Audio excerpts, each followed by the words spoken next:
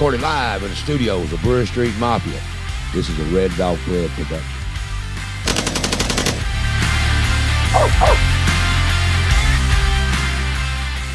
And now, your number one rated show, The Mike Weatherford Show.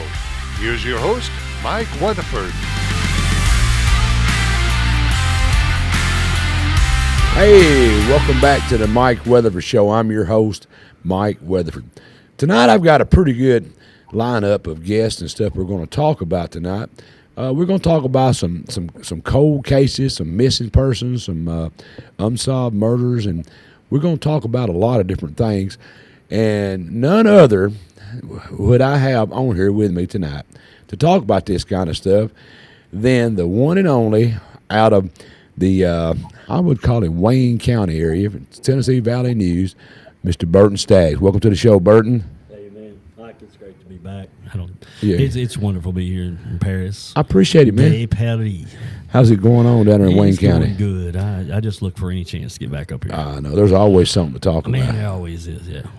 And then I got my right-hand man over here. Everybody knows him. Everybody loves him.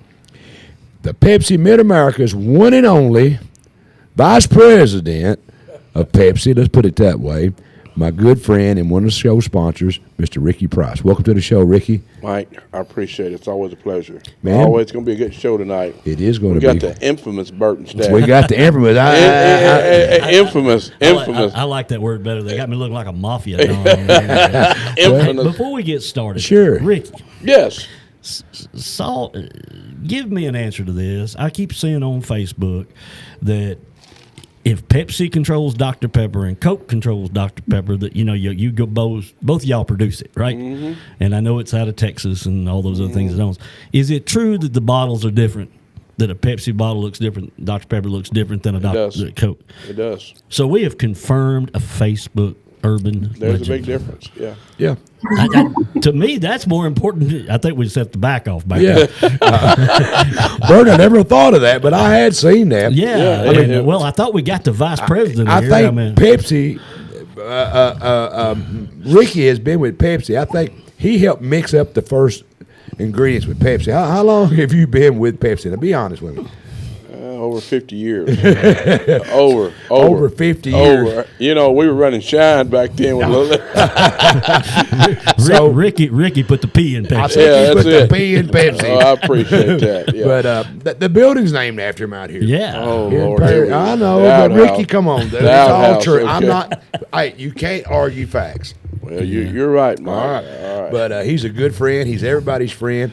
You know, he is Pepsi. Yeah. When you think of when Pepsi I think Cola, of Pepsi, I only think of Ricky. That's right. I mean, he's done a good job with Pepsi. He really has. Was it your idea back in the day to put the 2 dots in Pepsi, or was the double dot Pepsi? Was that you, or was that somebody else? I just needed a job. The 2 dots need to go to work. Dot, or let's go to work. Ricky, tell you, they say, Ricky, what do you do? He said, I just mop the floors. And I bet he's the kind of guy that whatever needs. If he's in a board meeting or he's mopping the floor, you might even load Pepsi trucks. Well, I've been there, done that, still can. Let me tell you something funny. We're having this little conversation real quick here. We were talking about my friend Jesse down at Carroll County, who is now teaming up with me on some things. Right.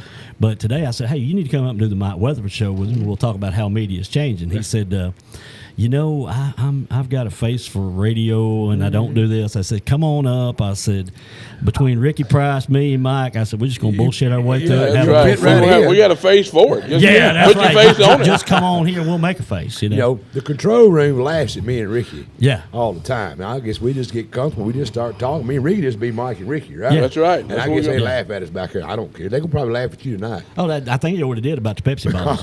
I've been looking to confirm that rumor for like 6 months. Oh, yeah, he can tell you. All right, folks, y'all ready to go? Let's go. All right, Let's guys. get rolling. We got the first story we want to talk about is this is an interesting story. I'm going to read a little bit to you here first. Nick Skelton, a missing person since September 2018 from Humboldt, Tennessee, Hohenwald, Tennessee, Lewis County. It was alleged that he shot his friend Josh Johnson, who was his friend, but he didn't kill him. Nick was last seen running to the woods after shooting, but hasn't been seen since. Josh Johnson, the guy that was shot, is not mad and not looking to press charges. Nick has not touched his bank accounts. He didn't have a car, none of his clothes or any necessities, and he's been missing since 2018. So on the Zoom we got tonight, we got his sisters, Miranda and Amy Carroll. I'm going to try to say her last name. Help me out here, Bert. Don't make me lie. I thought her name was Skelton. Well, it's Miranda Vanokowski or something to that extreme. I have been going over this name. Welcome to the show, girls, and I'm sorry I have butchered your name, Miranda. I am so sorry. Hey, maybe it'll make me memorable to people watching. Yeah, definitely. I think sometimes that this is not really y'all's name. The producer just puts these names out there because they like to see me struggle with these names. Well, can I introduce the sister? You sure can. Her name is Amy Carroll, and Yeah. she's ex-wife number 1, but not her. Oh, okay. So when I saw that name pop up, I was like, did I finish all my old stuff? No, that's an easy name to say, Yeah. Amy Carroll. I said that pretty well. Yeah. But anyway, girls, I appreciate y'all coming on the show. You heard what I just read. Was that pretty accurate of the scope of what happened to your brother Nick? Yes. Go back and give me a little. I know it's been about 8 years ago that this happened. Can you give me a little bit of background on what happened and a little bit about your brother? Kind of get the audience a little idea of what happened. So at the time of his disappearance, he was 31 years old, about to turn 31. This happened on September 15th of 2018, and his birthday, September 23rd, he would have been 31. He had been working with our father in North Carolina, working on the road for 3 months prior to the incident. They were in Wilmington, North Carolina, and they had to evacuate because of, I think it was Hurricane Florence. So him and my mother and my father came back home to Hohenwald, and in less than 24 hours, my parents got a knock on the door asking where he was and that he'd been involved in a shooting. And then the rest of us, the family members were called by our parents, and we all came here. Okay. Now, Miranda, was him and this guy that allegedly, supposedly shot, were friends, correct? Yes, as far as I know, they were. Yeah. And Mr. Josh. Yes, sir. Go ahead.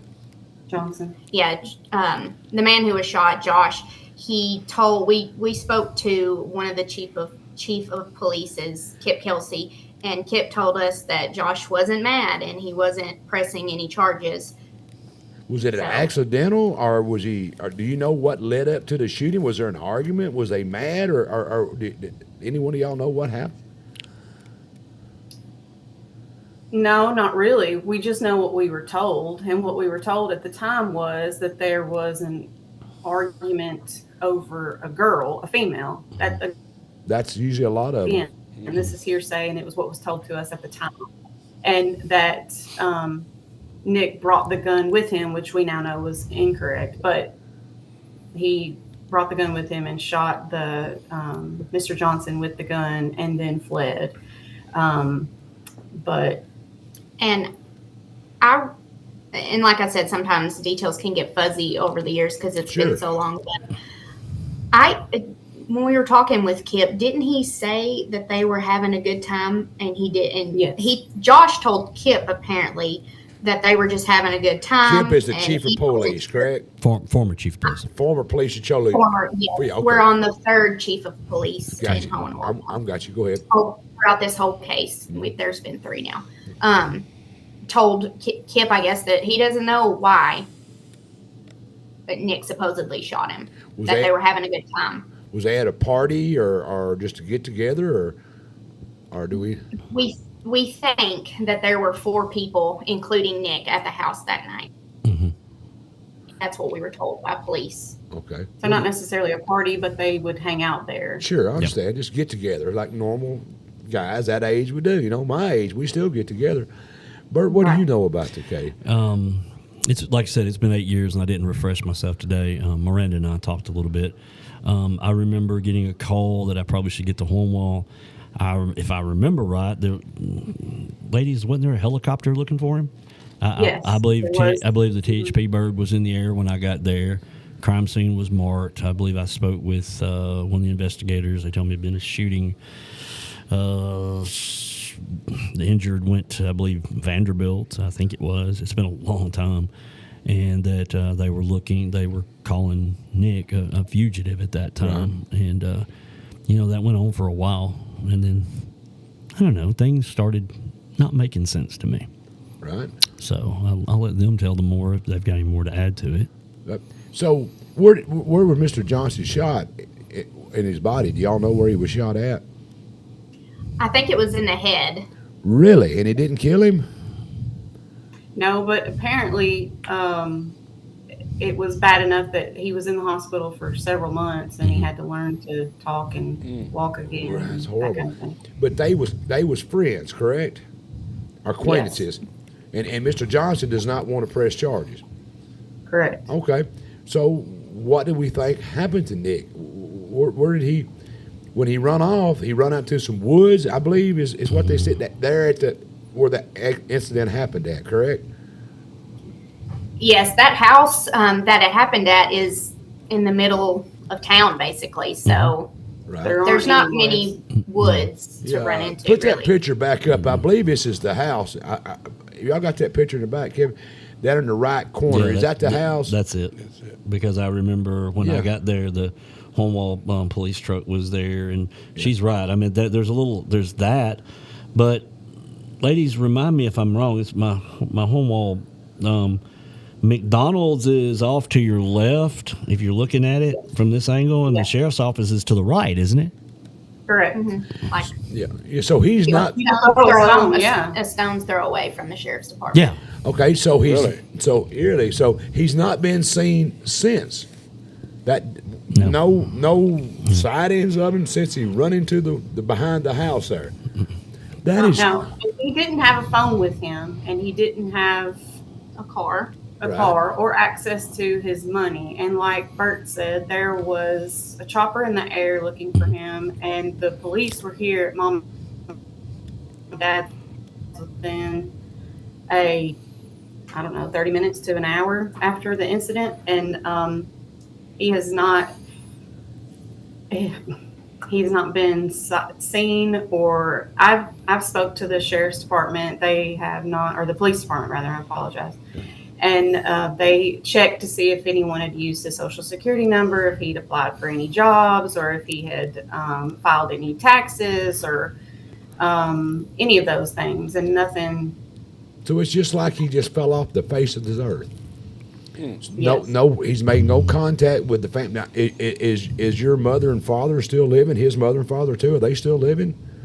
Yes, and if anybody on this planet if he was to ever contact anybody on this planet, it would be our mother.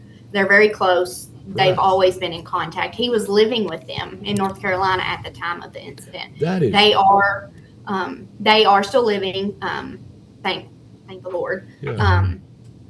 But it's tearing them apart. It's tearing our family apart. Well, I'm sure it is. I mean, if he's still alive, which all evidence leads to him being alive, because there's no body, correct? They've not found the body, and nobody's seen him. I mean, Bert, help me out here, Ricky. What's that? That's strange. It's strange as hell. I mean, you would think that he would make contact, or where could he have went? I mean, I can just tell you this. They mentioned Kip, and I really think a lot of Kip. He's no longer in law enforcement, and it's like you said, it's been 8 years, and I think Sam Livingston was the chief of police back then. But I think it was told to me like a year or so later when we started talking about it, is that they thought that Nick would reach out to your mom, and that of course, let's call a spade a spade. I think there was some concern that your mom and dad would help him, but I've also heard that your mom and dad are the type that would probably have already made arrangements for him to turn himself in and to take care of this. Absolutely. So that came from law enforcement. Well, I mean, if the Johnson guy, Josh Johnson, here's something that's really strange. Speaking about coincidences, you said Amy Carroll was your first wife's name. Yeah. Well, Josh Johnson is my son-in-law's name, but it's a different Josh Johnson. Right. So this is really weird when I read that. Maybe it's the same one. That's what's wrong with my son-in-law. He got shot in the head. But that's a different story. But anyway, if Mr. Johnson is not wanting to press charges, he's not angry, and it's been 8 years. I mean, it seems like that Nick would say, "Hey, his mom and dad, and get an attorney. We're going to turn himself in," and it wouldn't be that much happen. Would you think? What do you? I mean, it'd probably get pled aggravated assault. They have a new new DA now. Yeah, it's not pressing. There's a lot of other pressing cases. It's not going to get life in prison. No. It's Right. Just, It's and y'all got a new DA over there, Hans Swindleman, and he's I guess I better say I've not said some nice flattering things about him in the past, but he's a good man, Right. And I think he's a local guy, and his dad was DA, and so What does your mom and dad think, Amy and Miranda? What is your mom and dad thinking? Do they think you're still alive, missing, or what? This is a strange case, isn't it? I mean, It is a strange case. It's we don't know what to think, to tell you the truth. Over the years, we've been to the police department many times, Sure. and we've had sit downs with the police, and we've told them everything we know. Over the years, we've been contacted by people we don't even know, saying that he's buried here, he's buried there, you need to look here, you need to look there. And we've given all that information. But each time we're told, well, he's just on the run and your parents know where he is and they just need to bring him in. oh, so the police are claiming that your parents know where he's at. Yes. Oh, that's why they're not. So they refuse to look. And so I Yeah, I can guess see we're not that. pointing any fingers or saying anything bad about Sure, the I police. understand. I They do understand. a lot of good things. They've done a But- lot of good things. But none of it. But I'm just saying that this case hasn't gone anywhere over 8 years because they've already made their decision about where he's at. They already think they know where he's at, so which is on the run, and we know about it, and we're helping him, and that's that. Let me go ahead and add this, Mike, and this is nothing against Nick. I think it's fair to say that Nick and my brother are a lot alike. And sometimes when you get into the situation, I think it's fair to say that Nick's had brushes with the law, and that sometimes when you get that reputation, they start looking out of sight, out of mind. And I think that maybe coming in here, and what I'd like to see happen is I'd like to see Hans Swindleman, the new district attorney, reach out to the TBI because he's the only one that can do it. Yeah. And let the TBI look in it. And I'm going to go ahead and say it. I've talked to Miranda about it today, and I've said it in the past. I'm not exactly sure that Nick's not a victim in this thing. He's gone. Who besides their word is that he was the shooter?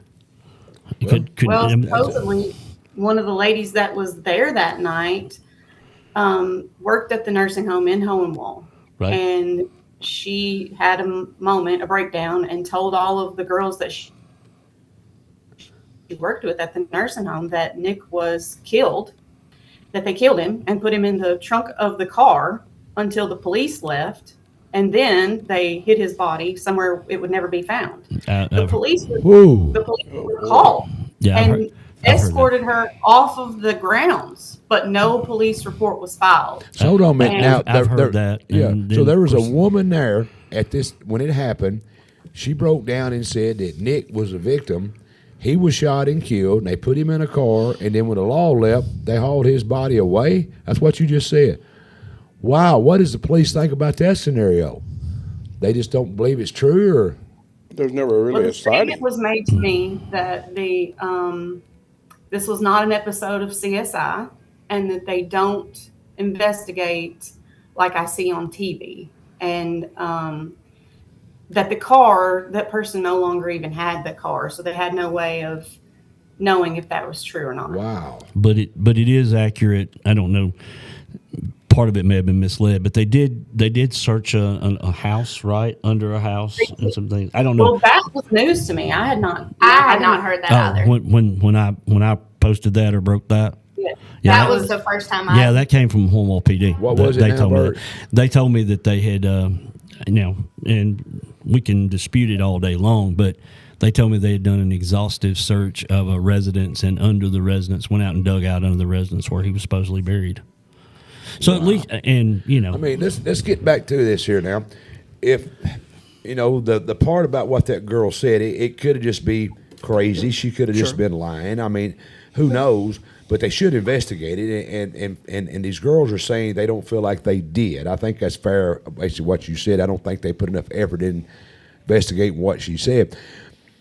His sisters was close to y'all too. I'm sure it was your brother. Y'all was probably a close family, from what I'm understanding here, talking with y'all. And your mother, you said your mother's distraught over it.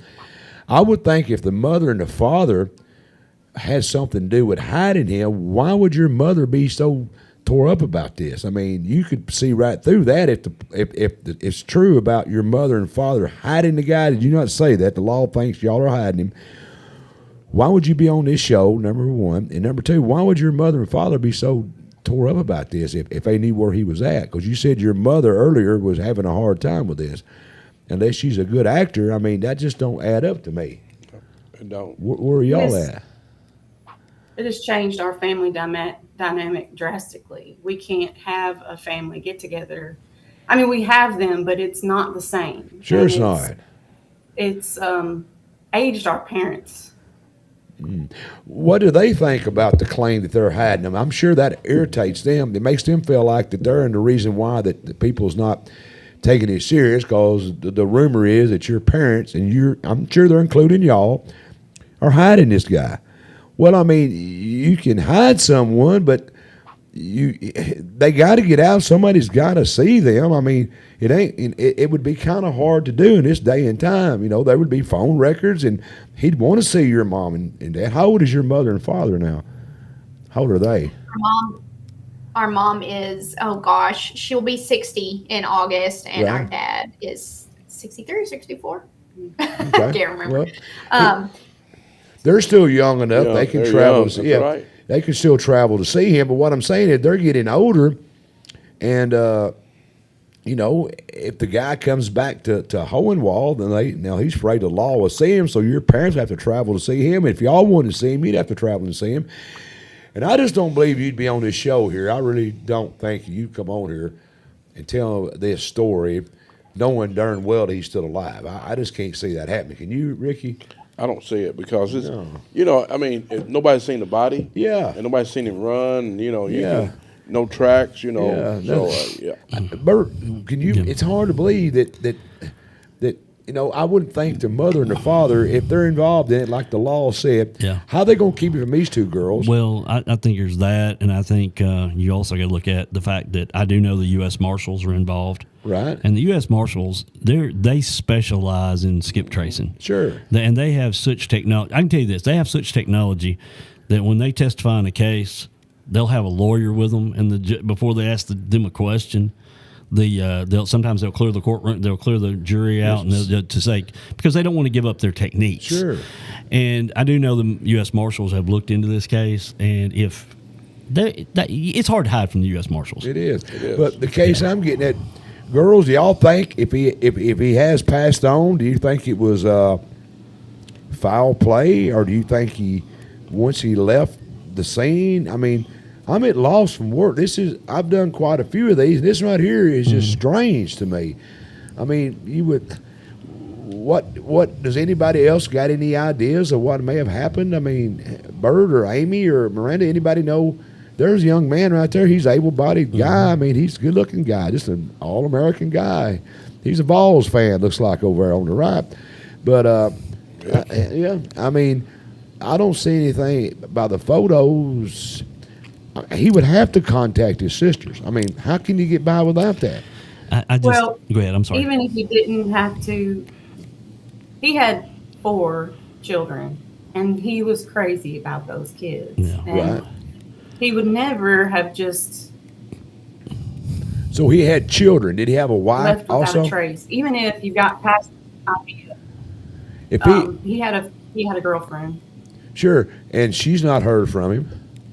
The children haven't heard from him. Now that right there tells me that he's not being hid out, because if you got, how old is his children now? Would you say they are? One is 17. Twins are 12, and then the youngest is 8. Yeah, I've got 3 children. There's no way I could just fall off this earth and not contact my Well- children. It doesn't sound to me. I don't like he's. I mean, I don't know how to put this. I don't think he's around. I don't think he's hidden out. If I say it nicely, something's happened to this young man, and there's somebody that knows what happens. Yes, man. And I think y'all are just like me. What I'm hearing from you and Bert, it don't add up. It's one of them what the hell moments. You know what I'm saying? It's just not add up, Bert. There's somebody out there now. God, listen. There's a lot of people watching this. Somebody out there knows something. Yes. And I want, what I want y'all to do, if you know, no matter how small the details, no matter what, let's find that. We got it on the screen here. There is your contact info for the Hohenwald Police Department. I'll even say it, 931-796-3223. This Nicholas Sean Skelton has been missing since 2018. He's got a mother and a father. He's got sisters. He's got children that needs to close this. I mean, if something's happened to this guy, tell it. I mean, you can call and give your information. You can do it anonymously. Nobody know who you are. But let's get this thing done. These 2 girls on here is struggling. They want to find him. Sure we do. Everybody wants to bring him home and let him face the law for what he's done. But if he's not around no more, these girls need a closure. His children, his mama needs a closure. Put yourself in his family. Audience and y'all guys here with me, put yourself in his family's position. Think about how you would feel not knowing. You know, I've got sister and stuff, and everybody out there's got sisters and brothers. How would you feel if your sister was gone, you couldn't find her? So I want you, the viewing audience, to help us in this case. If you know anything or if you heard something, all it's going to take is one little dot that they need to finish this up. That's usually all it takes is that one little thing. Where am I at, Bert? Where am I wrong? You're not wrong, and I know we run on time here, so let me just say this. Beverly Watt is the new ADA in Lewis County, and of course Hans is the elected district attorney. I just wish, and if they see this, I know they follow me sometimes because I stick in their crawl sometimes, but Call these kids. Talk with the Skelton family. Yes. Talk with them, and if you need to, bring the TBI in and look at this thing and bring him in out of the cold. If he's actually on the run, bring him in, get this done, because the family is obviously supportive, and if he has to do a little prison time, they'd rather visit him in prison and have. He's not going to go to jail. Look, not long term. Look, the worst problem he's got is I don't know if he's been charged, because you can't charge somebody that's on the run. But the worst case would be escape or evading police. The guy don't want to press charges. He might get assault. Or aggravated assault. And a good lawyer, it would all go away if he's still alive. It'd all go away, most of it. He would not spend I would say that a good lawyer could get him out with probation or something like that, unless he's got some priors I don't know about. And then that's irrelevant. I mean, these girls right here, these 2 girls right here on this show tonight, they need closure, Burton. Sure. And we need to help this girl get this. Yeah. We need to help this done. Anything else y'all girls want to add to this? Any information that anyone has, we're just grateful for anything, and we appreciate the time and the light that you've brought to it. And we understand that Nick was not perfect, but he was our brother. Well, neither am I. Yeah, well, nobody is. But, Hell, I'm not perfect. No, don't be digging in my closet. Don't go back in my closet and dig around hell. I got Go ahead. I think at this point, the family, our goal now is closure. We would really like to get him labeled as missing and not on the run, because he's not labeled as a missing person. Right. Because we would like to get what would it take to get that done? Him into the NamUs registry. Right. What would that take to get him into missing? Anyone know? They'd have to drop the charge. You know, Okay, so the law has what? they've got him charged with attempted murder. Okay, There's no way you're going to drop that. Yeah, You'll have to go to. but you know, I still believe that. I believe Hans. Back where I was going with that, I believe Hans and Beverly can get with the TBI and look at this thing and determine. What I want to think is, and I hate to say this, I told Miranda today, I just keep thinking he might be a victim, and That's that very would be one, that possible. would be one way to get that charge off if they think he is a victim and well, deceased. you know, there's a little evidence. Yeah. Not evidence, but there's some doubt because there was a lady that said that they killed him. He was a victim, and they put his body in a trunk of a car and buried him. Well, but the police kind of wrote that off. But that's a little evidence right there. Well, they thought they Well, did. I have another little tidbit that Yeah, I don't think sure. has ever been told before. That was reported to the police a month after the incident. So 6 months before the incident, this was before he started working in North Carolina, he was with one of the women who was there at the time of the incident. She texted my mother's phone because she thought she was texting Nick. I guess he had called her on that phone before. She had sent him a picture and said that she'd come home from work and her house had been broken into. And spray painted in her house in big letters said, Nick, you are dead. My mother freaked out, of course, and she was like, you know what, we need to go to the police. This is like, you know, and he's like, no, it's fine. Like he didn't want to go to the police, but that's just him. He brushed it, you know, Gotcha. He's almost laid back to a fault. But she reported this to the police a month after the incident because she was like, oh my gosh, she just thought about that. So she called the police and reported it to them. And their words to her were, but that was 6 months ago. 6 months So- today is still a word. You It's know, a word, yeah. It's you can't let this slide. What about the girlfriend? You know, that supposedly was fighting over a girl, correct?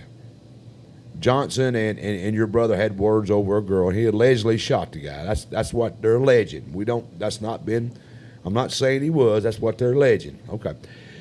What is her story? Who is she? What's up with her?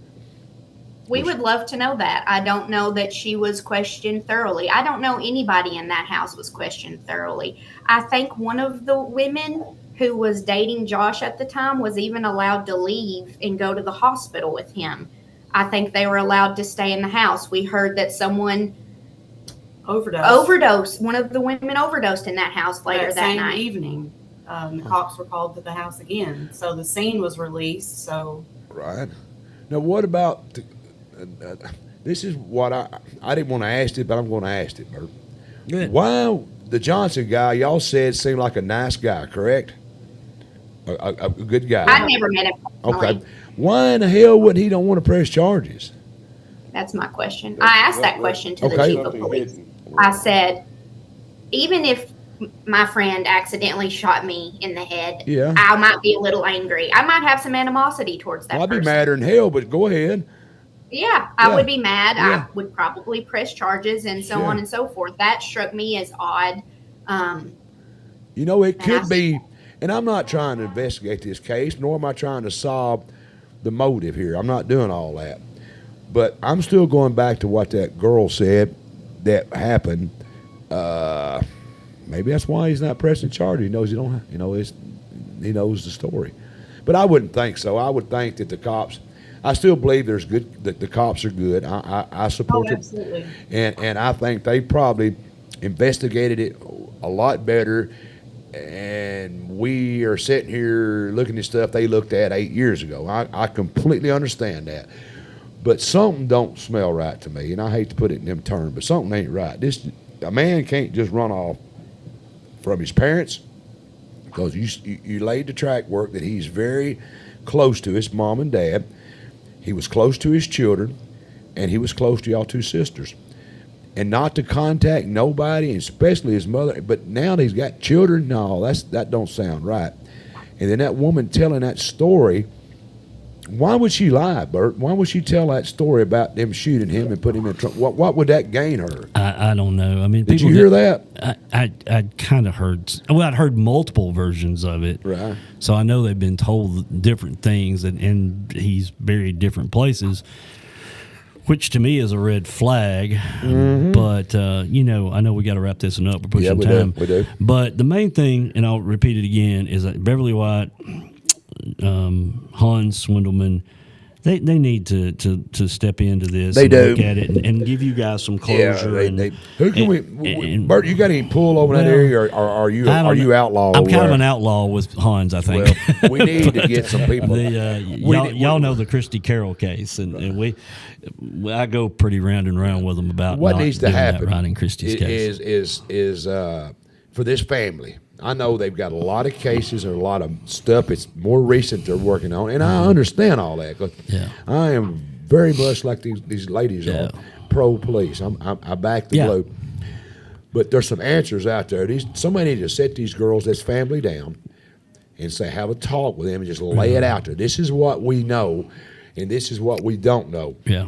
And if they would just do that, Bert, that would help a lot. In my case, I believe. I'm sure it would, and I think really it's going to take somebody stepping up with legitimate information that they know where he's at, alive, or they know that there was something else going on, and there's an elaborate. And I'm not calling it a cover up of the police, but an elaborate cover up of these people to eliminate. The police ain't him. got no reason to cover it up. They know they don't want this on their back either. Yeah. Put that up one more time before I let these ladies go. I want to put this number up one more time. There you go. If you know anything, no matter how small it is, or if you know something that you heard something that somebody told you, somebody told them, it doesn't matter what you know on this case. It's a Nicholas Shawn Skelton case. They call him Nick Skelton. It happens in 2018, September. Do me a favor, call the Hohenwald Police Department at 931-796-3223. I want to light them lines up down there so much. I want them phone lines so much coming in there, and no matter what you know, that it makes them say, hey, we need to get back on this case. Sometimes a squeaky wheel gets the grease. So what I want you to do, if you know anything or if you've heard of anything, it doesn't matter. Rumors, it don't matter. Call it in. Tell them what's going on. And let's be the squeaking wheel and get this family, the Skelton family, some help and some closure. No matter what it is, good or bad, we'd rather than be alive and missing. Sure we do. That's what we pray for. But if he's not alive and he's not missing, let's at least get this thing closed for his family. Sure. Girls, anything you want to add before I cut y'all loose? I don't. No, thank you. Hey, I appreciate y'all. Would you stay in touch with my producer? I think he contacted. Go ahead, Bert. Hey, Miranda, Amy, I want to thank y'all for coming on tonight, and I know it's hard, and sometimes even we've kind of, I think, bumped heads a little bit on Facebook and things like that, but I think sometimes the protagonist-antagonistic thing works because it makes people share things and it makes it get out there. So I just want to tell y'all thank you very much for doing this, and I'm sorry if I ever was too antagonistic through the way, because I just know it works, that when you kind of go head to head on things or discuss a topic, more people see it, and more people see it. So I just wanted y'all to know that, and I really appreciate y'all. And if we can do anything in the world for you, Miranda, you have my personal number, and Amy, y'all can share it. If we can do anything, just let me know.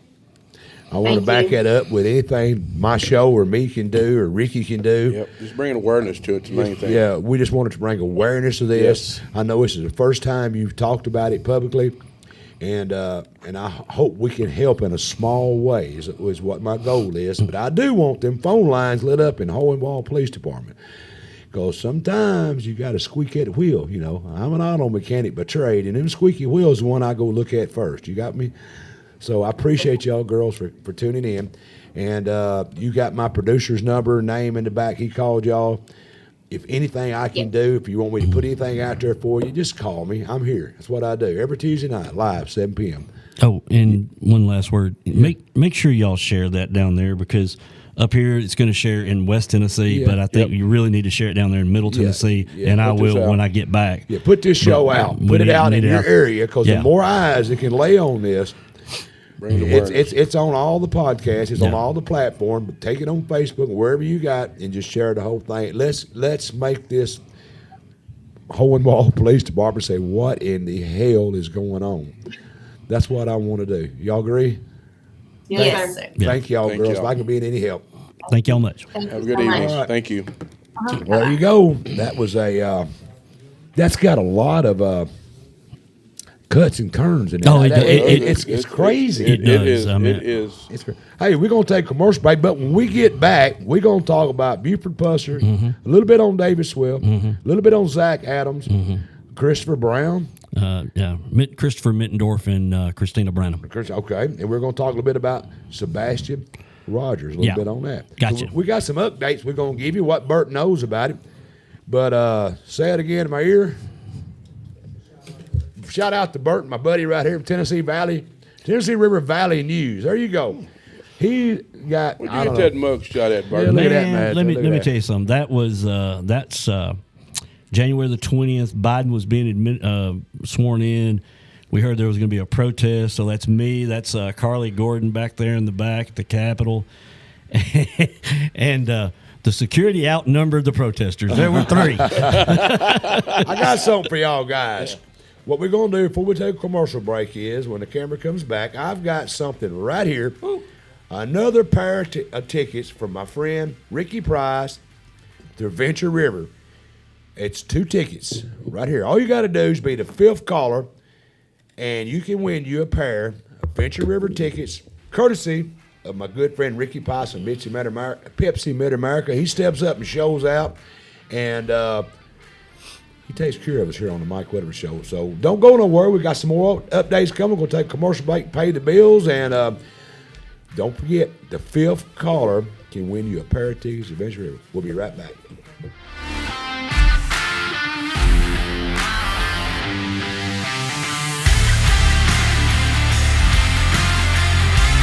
Charter Senior Living, located at 350 Volunteer Drive, is a premier community for seniors interested in pursuing life, energy, and purpose. We have restaurant-style dining, life enrichment programs, social activities, local scheduled transportation, and a beauty salon. We show respect to our veterans with a wall of honor. Our mission at Charter Senior Living is to enhance the human spirit. For more information about Charter Senior Living, call us at 731-644-9680. Is your tank on empty? Come to 54 Fuel Mart, located at 1213 A Westwood Street, for the best prices on gas. What about your other tank? You know, the one that is growling? 54 Fuel Mart has you covered for that as well. Check out our fried chicken, wings, pizza, and many other items to satisfy your hunger.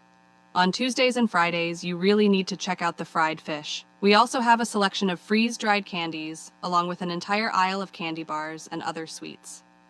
Is it raining, or do you just not want to get out of the car? We have a drive-up window for your convenience. We also have dyed diesel for use in your tractors and other farm equipment. We have parking for big rigs, and our business hours are 5 a.m. to 10 p.m. Feeling lucky?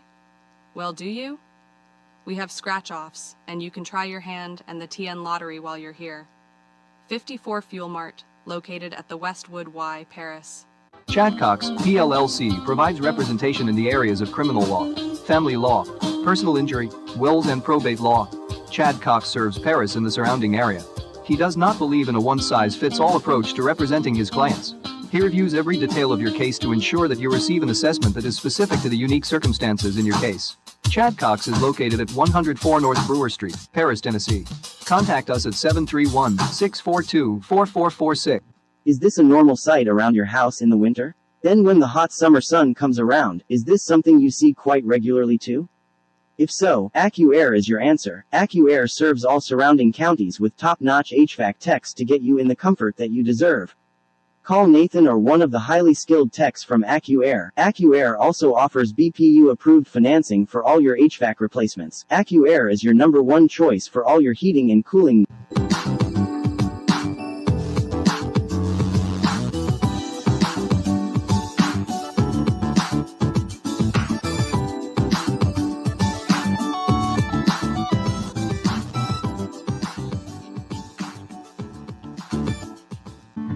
The Downtown Event Center is available for parties, meetings, or family get-togethers. The center comes with spacious seating and an area that will help make serving food easier. If you are having a birthday party, this is definitely the place for you. The Downtown Event Center is located at 107 South Brewer Street. Contact Jessica at 731-642-4992. To make your reservation,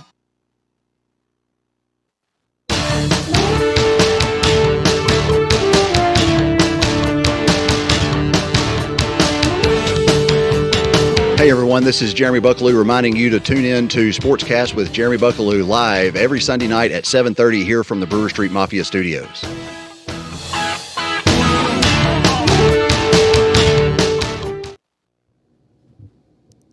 All right, folks, don't forget, next week we got another good one coming up. I've got my friend Amelia Courtney, podcaster from New Jersey.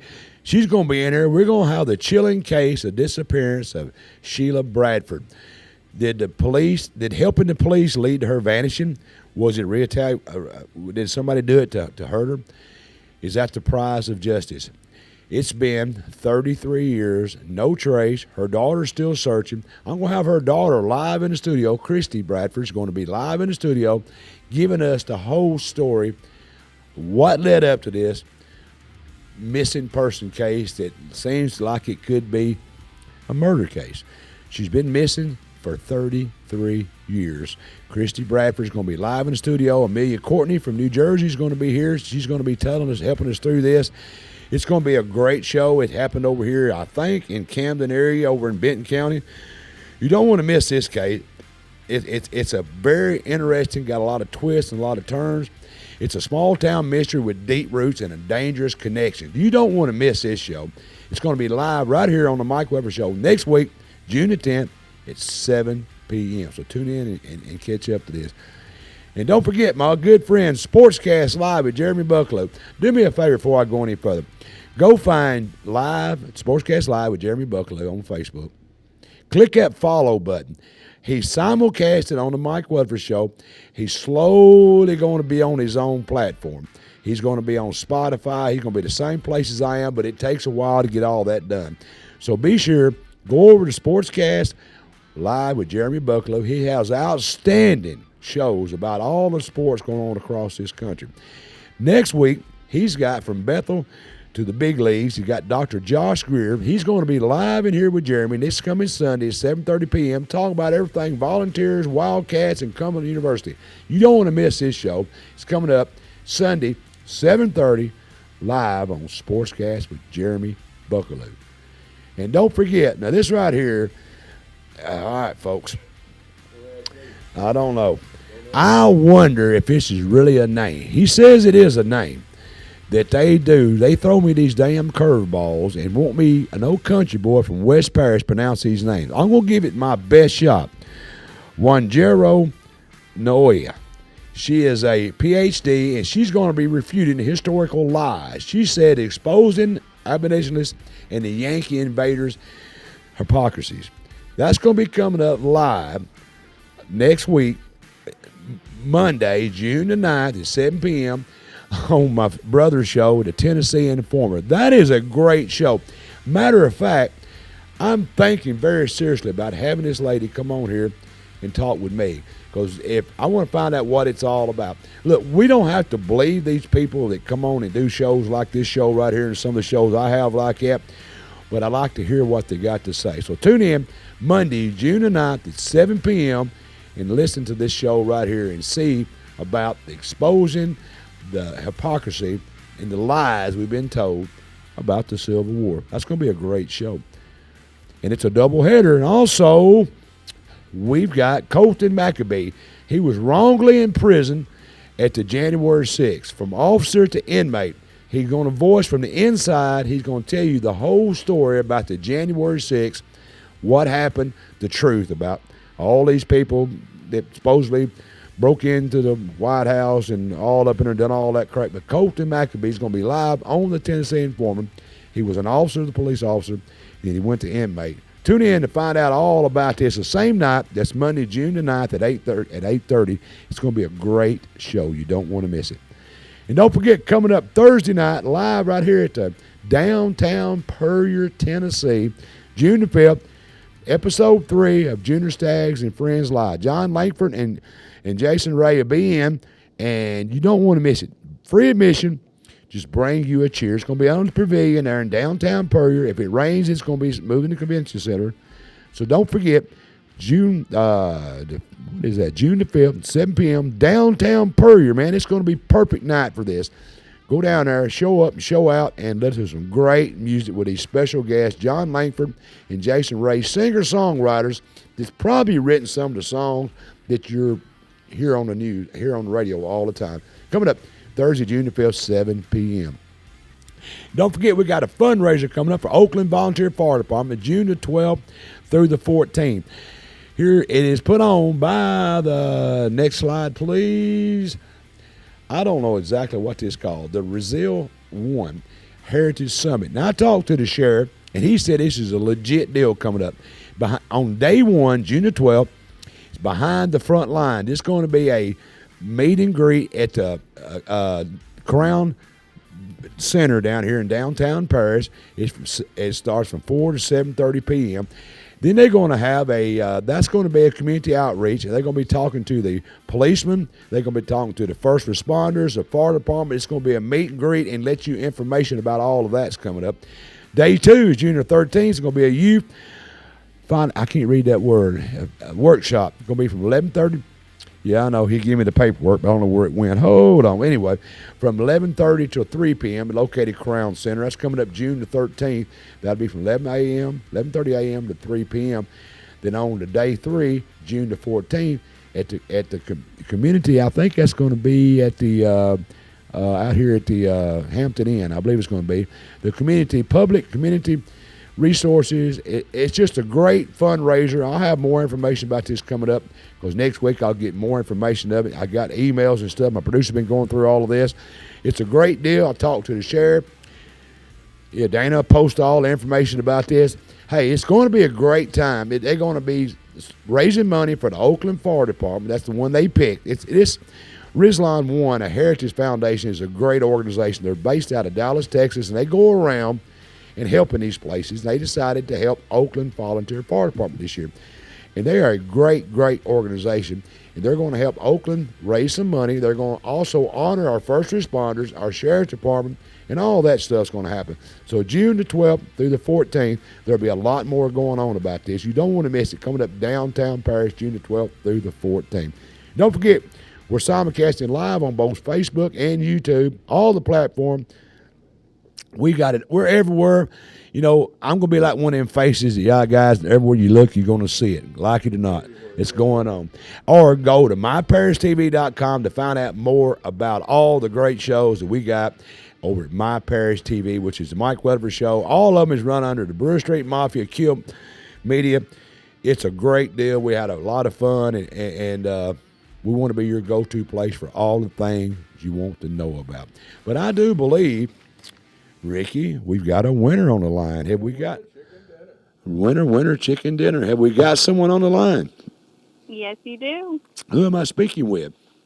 Mia Bradford. Well, congratulations, Mia. What do you think? You won a pair of tickets to Venture River, courtesy of my good friend Ricky Pice from Pepsi Mid-America. What do you think? That's awesome. My kid's actually been asking to go, so now we have an excuse to go. There you go. That's wonderful. Mike, for helping me do this. That's right. No, Ricky, thank you for what you do. It's a team effort. They got you, Mike, Yes, on I set. want to thank all of you. Well, I appreciate you. Thank you. It's I'm sure they told you in the back how you can get your tickets. Yes. Oh, all righty. Hey, I appreciate you watching the show. What's your favorite talk show? Well, it's going to be next Thursday, I believe, or Tuesday, June 10th, when you talk about Sheila Bradford. There you go. So the Mike Weatherford Show is your favorite show, correct? Yes. Hey, I appreciate you tuning in. Pass the word. Pass this show tonight. Share it everywhere. Because we do want, and next week's show also, we're trying to, with Bert, myself, and Ricky, and Amelia, and all these people, we try to, in a small way, because we're in this old world together, Miss Bradford, and if we can help in some way, maybe put a little closure to these families, it would be wonderful. So share this show so people can see it, and maybe it'll jiggle somebody's mind, and they can help us get these cases solved. What do you think? I definitely will. We definitely appreciate everything y'all do. We appreciate you, Miss Bradford. So there we go. Bert, we got another winner. We'll talk to you soon.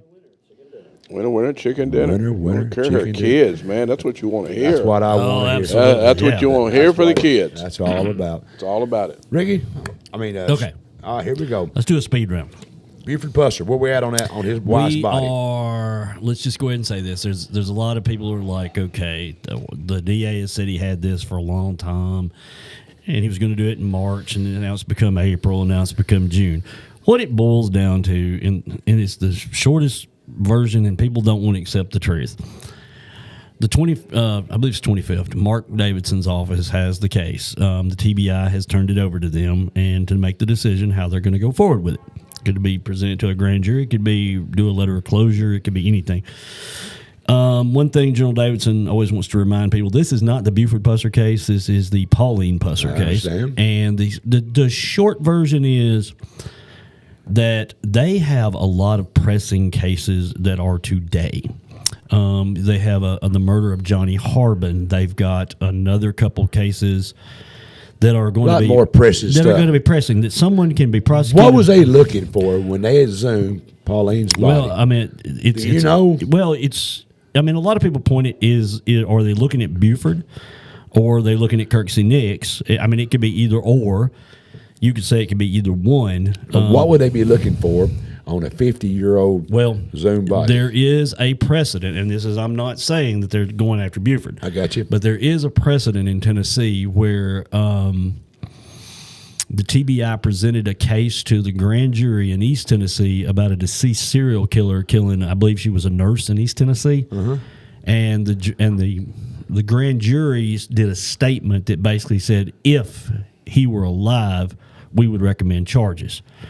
So it is possible that they're looking at Buford. That's possible. They could also be looking at Kirksey Nix. He's still alive. Or they could be just looking to make sure they didn't miss anything. I think so. I mean, I think there's that. But there's so much, in my opinion, and Ricky, you probably agree, and you, it's such a popular case, if that's the word you use. You know what? There was a movie made about it. Yeah, Walk and talk. And there's a new version coming out with the guy that plays Reacher. Yeah, or Jack Reacher, or whatever. Yeah. He starred as Buford. It's so much publicity on Buford Pusser.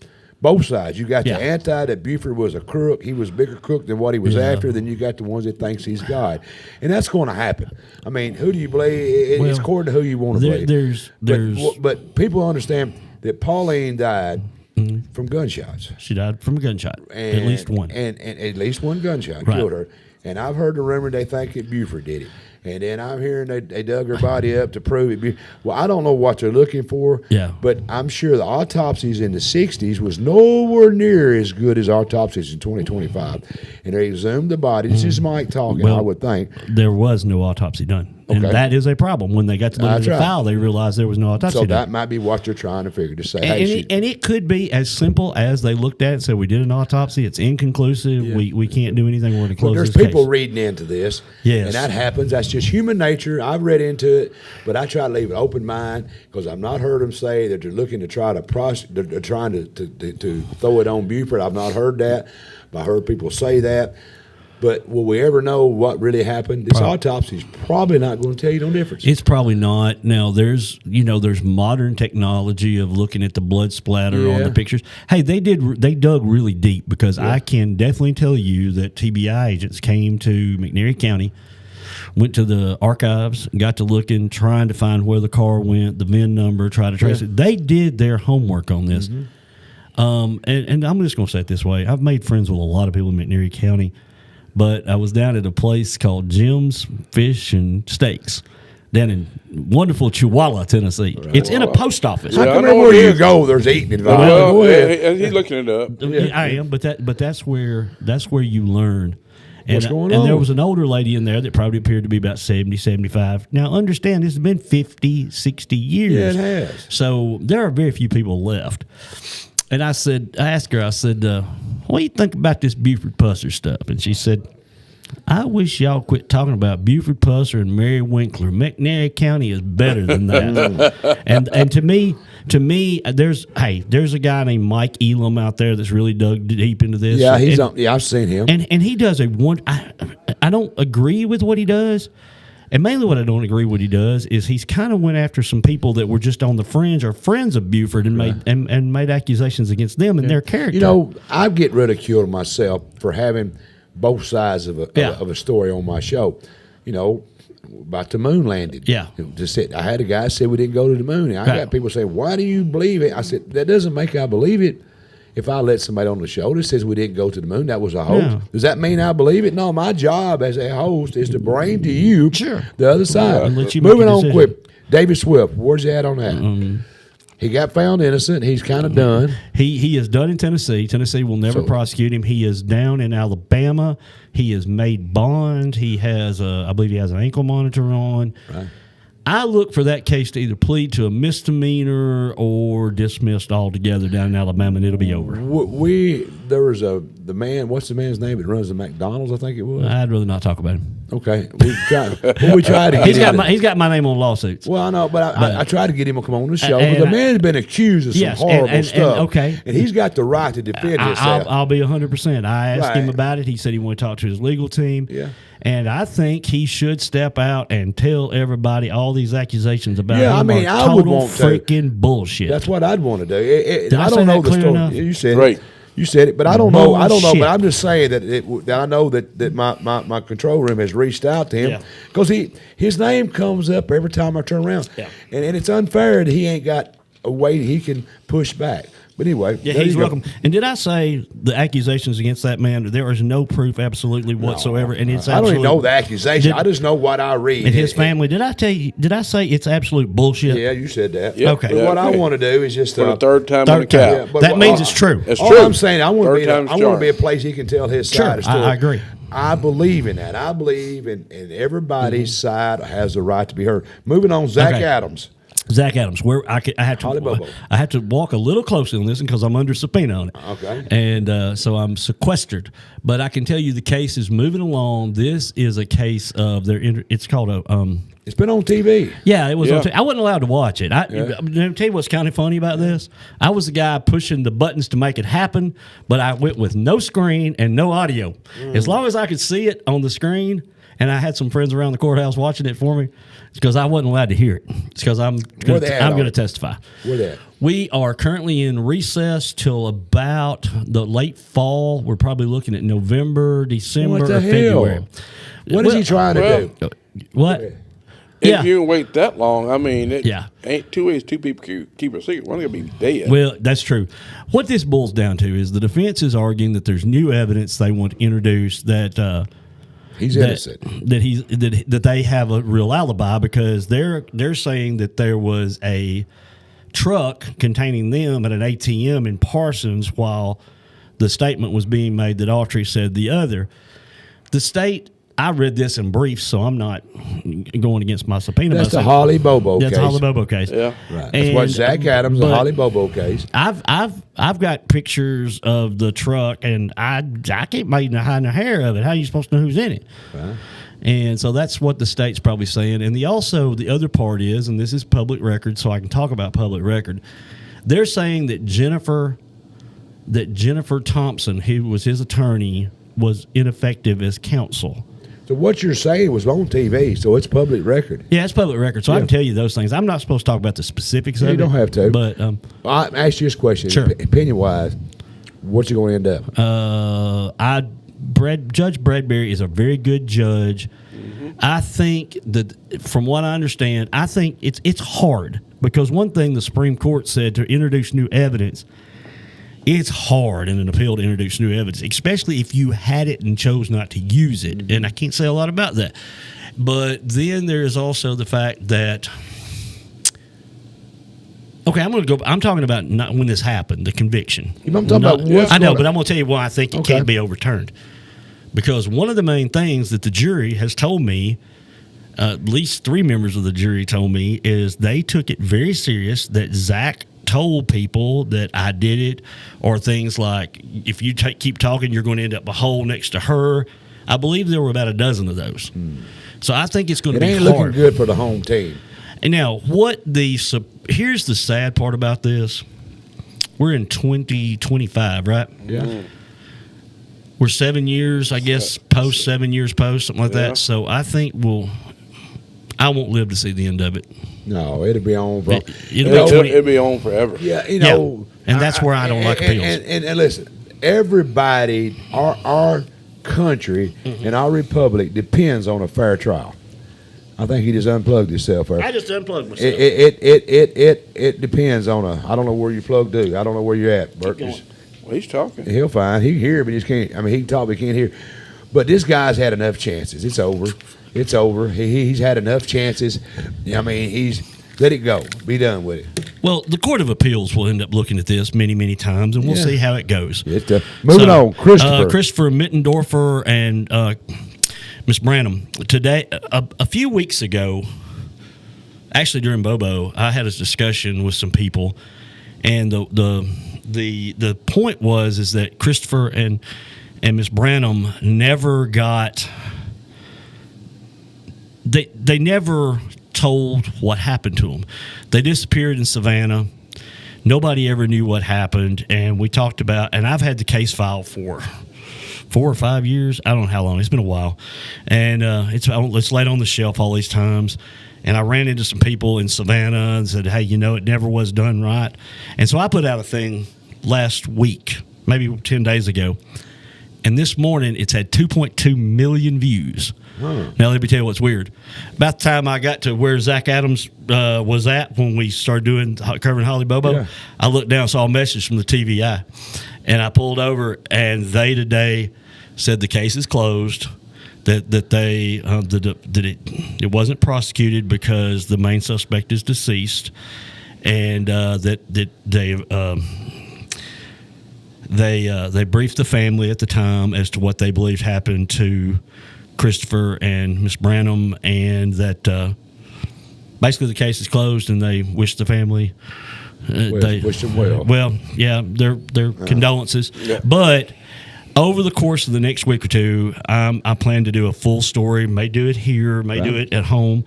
But what I talked to Miss Branham's father, actually Facebook, not talk. When I say talk, it sometimes means a Facebook message. I got you. But his point was, and I'll say this publicly, and one of her cousins, at this point, they would rather talk about how they lived than how they died. And I think that should be honored. So I want to get with Christopher's parents and her parents and whoever wants to talk. And just kind of ended it on Holly Bobo and getting ready to end this show. My favorite article I ever wrote about Holly Bobo was not about how she died. It was about how she lived, how she liked Skittles, and how she liked to do this, and how she wanted to go. And I think Christopher and Miss Branham deserve that, and because how they died doesn't matter 20 years later. I've got a special guest. I got one more I want to ask you about, but I got a friend of mine that grew up with me over in the West Parish. We grew up over in the hard side of town. He called me. He lives in Nashville now. Yeah. And he said, I got a granddaughter that wants to do podcasts, Mike. Yeah. And I said, sure. We forgot one. Right, I'm going to bring Sebastian. it up. I'm going to bring it up. I'm going to get her in here. Get her in here. Come on in here. Her name is Elvie Broughton. She's going to come in here. Come on in here, young lady. She's been wanting to do podcasts. And I know the reason why I saved this, and I'll tell you, go ahead and put your hands. You got a mic over there? Yeah, she's got to pull that mic around there. Oh, okay. I see it now. She'll get it. Yeah. There She's you a pro go. at it, yeah. You got her mic on? Talk to me. Can you hear me? They ain't got her mic on. Turn her mic on. Now talk to me. This good? Now we got you. Here Can we you got hear? it. I hear you. Well, you have been sitting back there the whole show, and you want to be a podcast. Tell me a little bit about yourself. Well, my name's Ava Boughton, obviously. I really enjoy, audio. I love podcasting and music and everything, and I am a part of the audio production at my school, and we, do music and, podcasting and everything. I haven't gotten into the podcasting yet, but that was one of the main parts of why I joined. Sure. But what do you think about the way this podcast here at the Mike Weatherford Show is run? What do you think? It's really well done.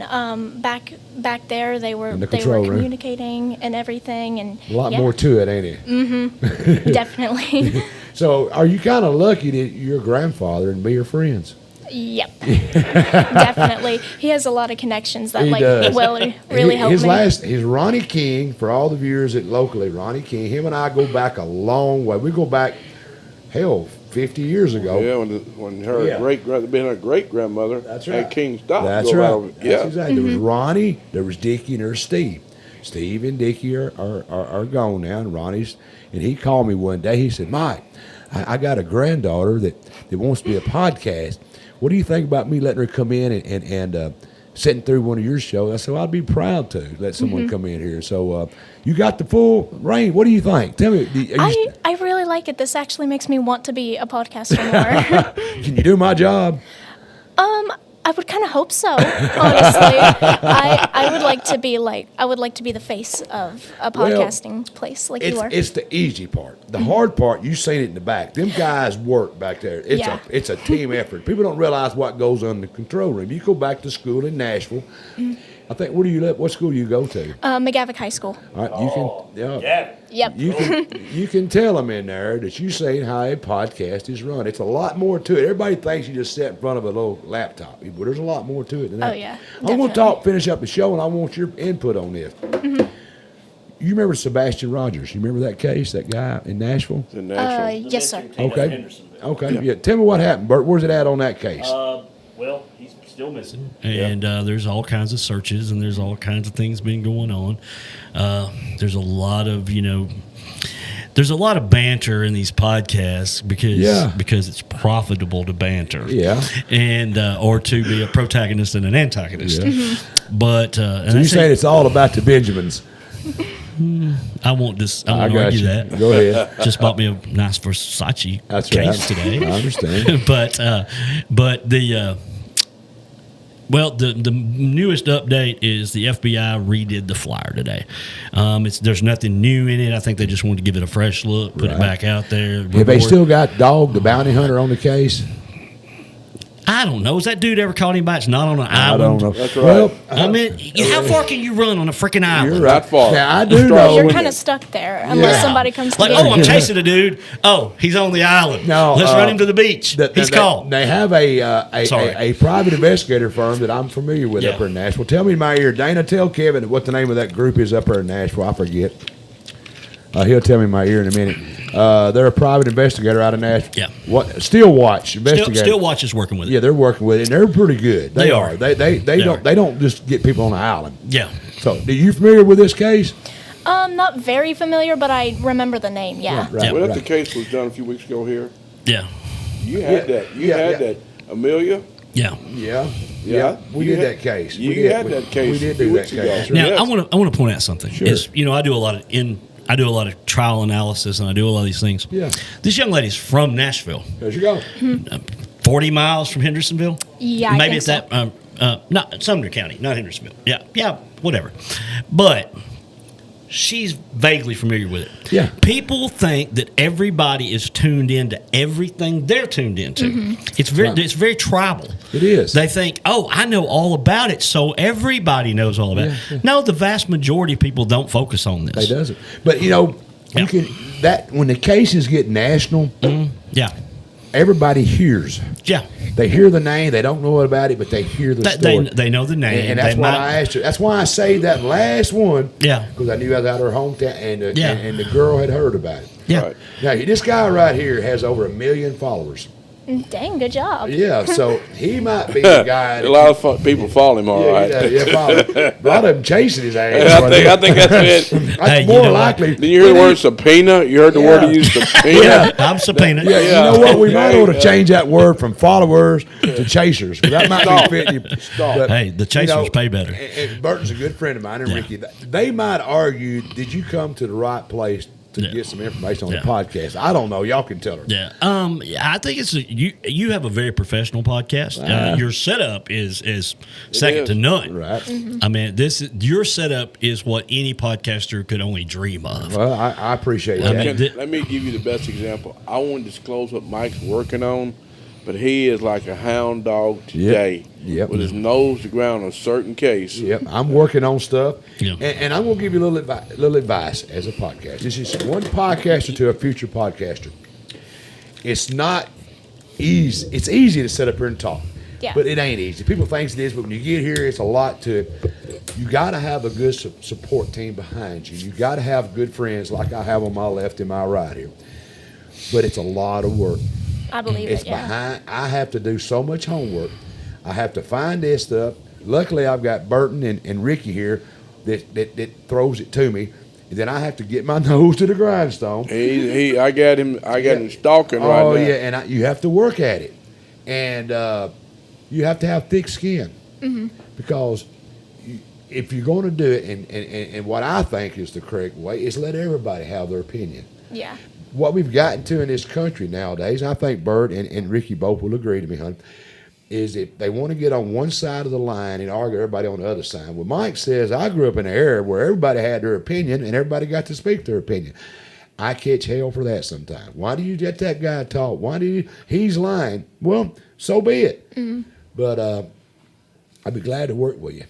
I would appreciate that a Well, lot, yeah. And I think she'll make it. And she's not even shy. Well, and you've got to talk to people. Let me tell you why. Yeah. Yeah. And 2 weeks ago, we had the lady from Columbia. Yes. The jailhouse fire. Oh, yeah, that was horrible. And, I forgot all about it. Yeah. We were just sitting there, just had an interview. She said, I wrote a book. I said, about what? And then she told me, I'm like, oh, I didn't even remember. Ricky told me, and I was like, I want to know that I've lived in Tennessee my entire life, and I hope that I remember. You remember what I'm talking about? Oh, yeah, I'm that area. I don't remember it, and Ricky didn't remember it, but it was an exciting show. And as a host, what you have to do is just drive the boat. Mm-hmm. You just keep it moving. You got people in your ears, like you hear Kevin talking to me back there, and I've got Dana. She does all this on the screen, keeps me moving because it's hard enough, but you got to have good people behind you. Yeah. And you got a good grandfather. Yeah. He'll take care of you. I really do. Ronnie's a good friend of mine, Ronnie King. All right, guys, I got to let y'all go. Burton's got a long drive home. I got a long drive. Well, and, man, I appreciate it, Rick. Man, I appreciate this. Yeah. Rick, and you got to have good sponsors. Because I'm going to tell you what, Granddaddy may have deep pockets, but I know he's a king. And them kings only go so deep in that pocket. He won't go to the bottom. So do like Mike does. Get you some good sponsors that help you pay the bills. Yeah. And don't expect to make anything. Do it for the fun, but do it for the right reason. And when you start doing podcasts and you tell them I'm going to do, like I say, I'm going to do one every Tuesday night at 7 p.m., I can tell you, I've never missed a show. Nope. You got to hold true. That's right. You got to hold true. He almost bailed on me one night. He was sicker than a dog. Well, I thought he was going to die. Well, he done one on New Year's Eve. Yeah. That's right. He done New Year's Eve. Yeah. You got to, that's just the old school, and these two guys are the same way. Yeah. If you say you're going to do something, by God, do it. Yeah, definitely. I'm going to use you back on my show one day. I'm going to have Granddaddy bring you in one day, and I'm going to try to let you be on the show. Look, you're not even nervous. No, not really. I'm going to tell you a little advice, though. Don't swivel in a chair. Sit still. That's a nervous switch. I heard Granddaddy. I heard Granddaddy laugh. I suffer from it too. Oh, yeah. I'm on him all the time. I swivel a lot. And Burton gets into something. He's doing this while I go. And I just went back. I'm still a little bit ill today. Yeah. Burton does that too. Burton is an old pro. He owns Tennessee Valley News. He was on the radio. He's been on here with me to thousands of times. And I must do something right. He comes back. Well, here's Ricky, the here's the one difference in Mike and I. Yeah. I never write anything down. I completely ad lib when I do my Facebook lives, when I do a newscast, I ad lib it all. How do you do that? I don't know. Most of mine are that way. I don't know. I don't write anything down. I know about what I want to say. I know I've got about 90 seconds to say it, give or take. I've got to have and I notes. Boom, that's boom, all boom, it is. boom. I'll show my notes. Somebody told me I ought to take my notes. I don't know about why it's going to glow or not. Mike, why don't you do like Bill O'Reilly did? Why don't you start signing your notes? And when you have those auctions, auction them off. Who the hell want to buy them? All it is it tells you. Junior Staggs would buy them. That's right. Yeah. What I've got on my notes, it says on the Zoom is Miranda and her name, and then Amy Carroll, because I want to know their names, and plus Dana, she puts them on the screen for us, because I'm old, so you're young, you remember stuff. Then I have to tell about these cases, because in my defense, Burton threw this one on me this morning. Yeah. Did you not? Yeah. But I didn't know it was anything about it. And a lot of times they'll throw stuff on me, and I don't know it. So I have to get a little note about their name. That's all it said. Right there. It ain't much. No, I get it. Yeah, I feel like I'd have to write stuff down, like in order to be able to read it and like stay on track. No, don't ever do that. But all you got to do is just write what I call the bullets. I write the people's names, your name on here. Then I want him and I want to talk about Buford Pusser, David Swells, Zack Adams, Christopher, Sebastian Robin. He was wanting to move on it, but I had a reason why to say it because it makes sense now, don't it? Yeah. And But then because I got to remember people's name. But listen, don't use a teleprompter. It makes you sing like a robot. Just let it ad-lib like I do. And when you say the wrong words, that's okay. Yeah, it happens. It's going to happen. I do it all the time. Hey, let me tell you funny about that. There's some wanted people down in Hardin County, and for vandalism of the hotel that's being burnt now, vandalism. So I posted their picture and, to help the Hardin County Sheriff's Office. And the chief comes and says, hey, I don't think we're looking for a bear. I inadvertently put a bear picture, like the bear. Yeah. And I said, hell, leave it. People will comment on that bear, and it'll make your story spread. You're smart. Y'all two are smart people. So the bear is still there. Y'all two are smart people. I've always heard the old saying, Mike, we're not breeding panda bears. What the hell does that mean? You ever heard that? Yeah. What does that mean? Is it hard to do or something? Yeah, I think Mike, so. you're making it too hard. We're not breeding panda bears. And I said, no, we're not. I just say it's not rocket science. It ain't, no. I don't know what that means. I guess that's what it means. Yeah, I just say rocket science. Now, have you watched my show before? No, I have not. No. Okay, at the end of my show, I'm gonna let you bring us out. See, there's a bring in, then there's a bring out. Intro, you do little things called hits. Hits are when you do little quick hits. Okay. At the end of my show, I always say, tune in next week, same time, same place, and don't be late. Mm-hmm. That's going to be your job tonight. Can you do it? Can you repeat that? You got to look at which camera you want to look at. Camera 3. Camera 3. Yeah. And what I want you to do is say, tune in next week, same time, same place, and like Mike always says, don't be late. I'll key it to you when to say it. Okay. You get ready. All right, folks, there you go. We have got a future podcaster right here in the studio with us. Makes an old man. Don't it make y'all feel good? Oh, it feels good. All this is worth, and I got one young kid. I thought you meant to make us feel old. Hell well, I am old, but someone that wants to come all the way from Nashville. I believe that's it makes me feel good. It's good. It makes me feel good because we try to do a good job here. But I appreciate you, Ricky. Mike, I appreciate it. Man, you're a good friend. No, Burton, I tell you. No relation to Junior. I'm telling you. Isn't it amazing? It is. Let me tell you what's funny about podcasting or this show. Yeah. This guy named Junior Staggs. He's an auctioneer, world champion auctioneer. He's all these things. He's from my home county, Wayne County. We're about 90 miles away. Mm-hmm. We are of no relation. I've always heard of him. He's always heard of me. He knows my parents. I knew his parents. We've never met till right here. Their both names are Staggs. And how crazy is that? Yeah, they didn't meet each other. They come on my show. Yeah. Bert. Yes. Good show, brother. Man, always. Thank you. I appreciate it, man. Thank you for bringing attention to that Nick Skelton case. I think it needed attention. It does, man. That's what we do. Anything that needs to be done, we're going to try to do it right here because I want to be everybody's go-to place for all the things. Look right here, Tennessee Valley River News. If you want to know what's going on around here, that's the place to go. You know what? Standing right behind me is the new TBI spokesperson. There you go. That was Carly Gordon back in the day. Okay. You can see this guy on this one. He's got a lot of different websites. This one right here has got 220-something thousand followers. You can add one more to it. If you want to find out what's going on, go follow him. Tennessee River Valley News. That's Burton Staggs right there. Tune in, follow him. You can see everything that's going on. And don't forget, do me one more favor, Kevin. Put up that poster about Nick. That one last thing, if you can find it real quickly. There you go. Contact the Hohenwald Police Department at 931-796-3223. There's a mother and a father. There's sisters, I'm sure. There's children, and before long there's going to be grandchildren that would least like to know what happened to Nick Skelton. He's been missing since 2018. No matter what you know or what you heard, it doesn't matter. Just call anonymously. You ain't got to give them your name. Just say, hey, I want to tell you what I heard. Let's make this Hohenwald Police Department lights light up, and let's be the squeaky wheel that helps get all the attention to help put an end to this, folks. Do that for me, my viewer out there. I want to thank, and don't forget, next week we got the chilling case of disappearance of Sheila Bradford. This happened over in Camden, Tennessee, 33 years ago. I don't know the whole detail because I don't do a lot of research on these shows because I'm afraid if I do as a podcaster, I'll already know the answers and I won't ask the question. That's kind of how I do it. I remember that she was meeting with a TBI agent, and while she was in the meeting, there was an explosion that blew up right beside her. She went home to get her clothes. She was never been seen since. She was involved in a massive killing that went on over there in Camden. So tune in next week. I got her daughter, Christy Bradford, and I got Amelia Courtney from New Jersey. She's a podcaster friend of mine. She's going to be helping me go through this. The chilling case of disappearance of Sheila Bradford. Tune in and watch that. It's going to be a great one coming up next week. And what else we got? Don't forget, Sportscast Live with Jeremy Buckaloo. Get on over there to Sportscast Live.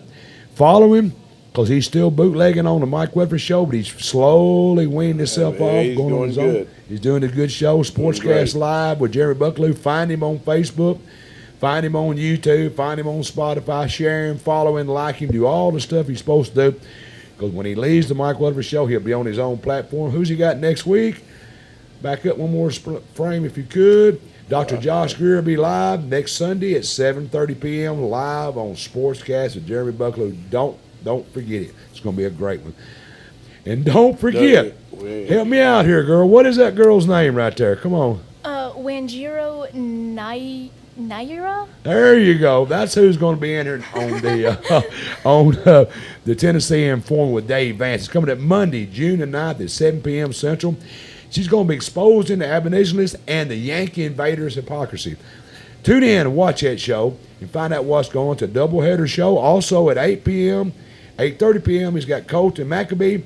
He was a police officer that got arrested at the January 6th up there in Washington, D.C. Don't miss that show. It's coming up on the Tennessee Informer, Monday, June the 9th. Don't forget, Thursday, day after tomorrow, Junior Staggs Live and Friends in Live will be at the Puryear, downtown Puryear. It's free. All you got to do is bring you a chair.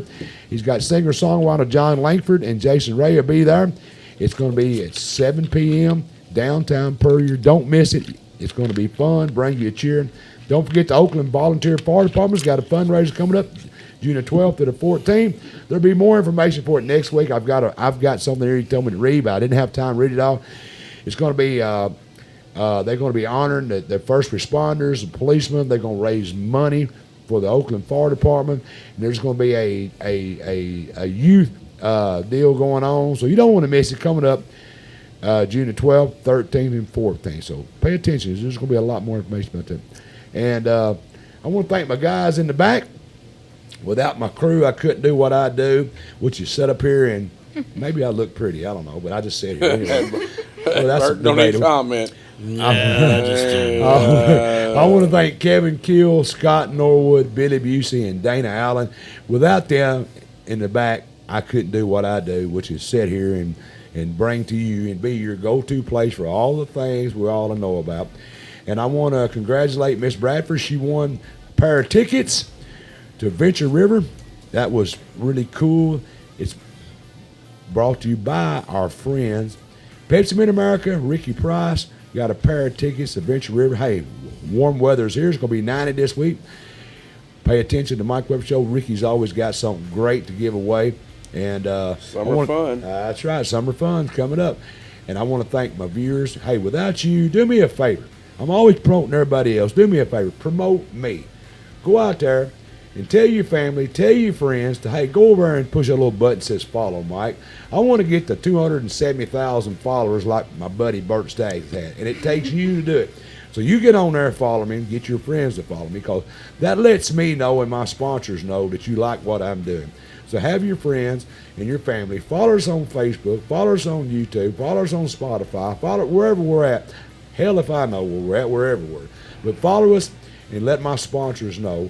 Speaking of my sponsors, I want to thank all my sponsors for sticking with me and helping us do the little thing we call the Mike Weather Show. Without you, I couldn't do what I do. And remember what I said. Take it away. Put it on camera 3. Tune in next time, same place, same time, and as Mike always says, don't be late. Don't be late. Don't be late. Don't be late. See you next time.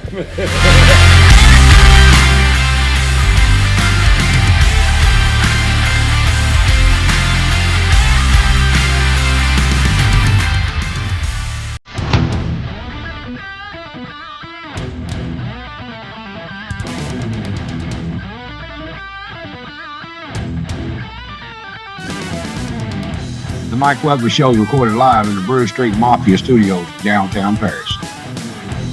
I Kill Media for Burr Street Mafia Production.